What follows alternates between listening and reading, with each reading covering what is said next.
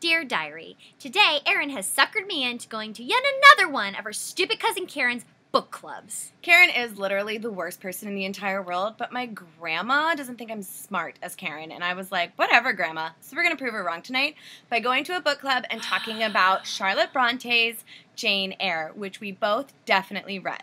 For sure. Okay, so we're going to practice some of our book club discussion questions tonight just to make sure that we sound great. The first question is, why does Bronte juxtapose Jane's musings about women's social restraints with the mysterious laugh that Jane attributes to Grace Poole? Well, the laugh, first of all, is not meant to be funny. Yeah, Grace was born with that laugh, and it's like, you know, don't make fun of her, Jane. It's like a form of Tourette's. Yeah, so what was the other question? About women's social restraints. Women should be able to laugh however they want. And restraint-wise, I mean, who's to say that they should be restrained? Right. I mean, like in 50 Shades of Grey, it was pretty hot, but it's like... I feel like that could be your own decision. Yeah, only if you want to. Okay, question 2. That's good. Rochester tells Jane, if you are cast in a different mold to the majority, it is no merit of yours. Nature did it. Are we intended to agree or disagree with this statement? Well, first of all, I mean, you can't predict what nature's going to do.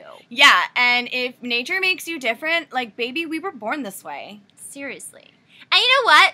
Rochester's kind of a douchebag. Yes, he is always judging Jane and Grace's laugh. And you know what? He's like, oh, baby, I like the natural look, but then he'll yell at her and tell her that she looks plain. Remember when he told her that her nail polish was chipped, and it was like, F off, Rochester. You don't know what it's like to maintain a manicure. We like totally just talked about that in that Self article. Yeah, totally agree. See how everything is historically accurate? And then the last question that we are going to practice with, when Jane first appears at Moor House, Hannah assumes she is a prostitute, but St. John and his sisters do not.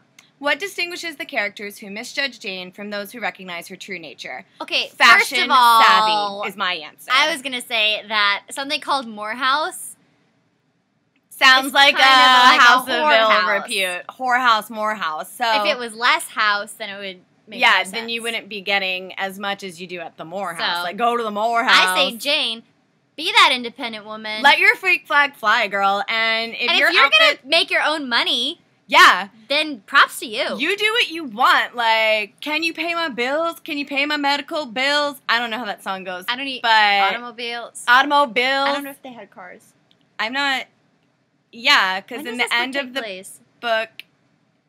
So anyway, Jane Eyre is a really good read about 2 thumbs up. Independent woman and her friend who can't laugh really well and her kind of douchebag boyfriend and her awesome fashion sense.